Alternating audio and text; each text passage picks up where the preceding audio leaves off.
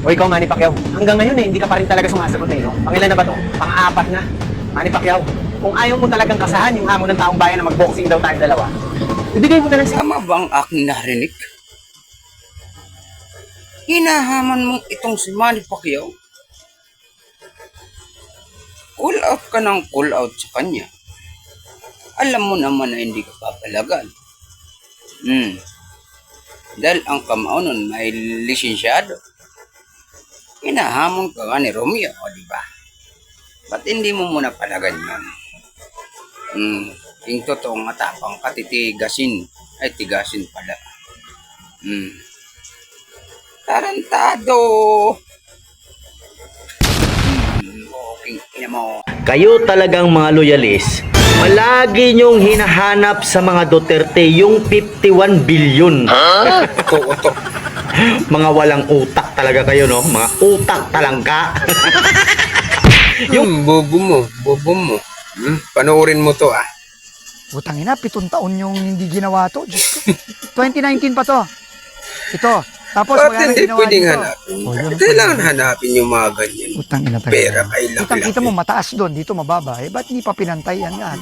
Anak ng puta talaga. Tinago nila yung pera. Kasi kung may dadugtong na index yan, hindi Oh. magtagtag ganito eh. Totoo yan. Kung di Ano nila nga yan? yung pera, dapat wag Sino yung otak talangka? Di ba kayo? Pero first things first, Kayong Mr. mga Charles, ugok. magpa-drive ka na dito. Sa DDS. Ang gagawin natin, kung Huwag gaano kasing kataas yun, araw-arawin. papantay natin dito. Yung pagiging ob nyo, nagiging tanga na kayo. Mga utong mga litsi na to. Alam mo ba kung bakit si Bongbong Marcos lagi sa US? Hindi mo alam? Hindi ko alam, bro. Pupunta yan doon, bro. Magpapapuwit. Ah, Oh, magpapapuwit yan. bakla pala eh. Walang yung taong ito. No? Dapat ito yung iniimbestigan ng NBI. Itong mga nagpapakalat ng kasinungalingan. May ebidensya ka ba? Bago ka magsalita ng ganyan, dapat may ebidensya ka. Paninira yan. Yari ka dyan. Pakishare nga to mga idol itong video na to. Ang kapal ng mukha nitong lalaking ito eh. Biso ka pangitan, no? Kaya naman sa pagmumukha mong mukha kang baboy mo, no? Mukha kang puwit ko, buisit ka. Manalamin ka nga. Batok mo, siguro ang itim-itim. Tapos kabubuhan daw. Tay, nahamon ka nga ni Idol Alfred eh.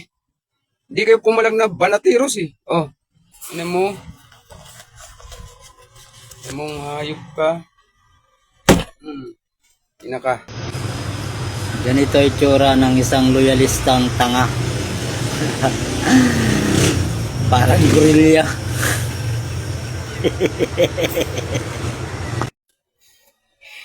Grabe siya. Grabe makapintas ah. Ilan taon ka na ba? Paano kung abutan mo yung edad niya? Ano kaya itsura? Grabe talaga itong mga didis. Makapintas ng tao. Manalamin ka muna.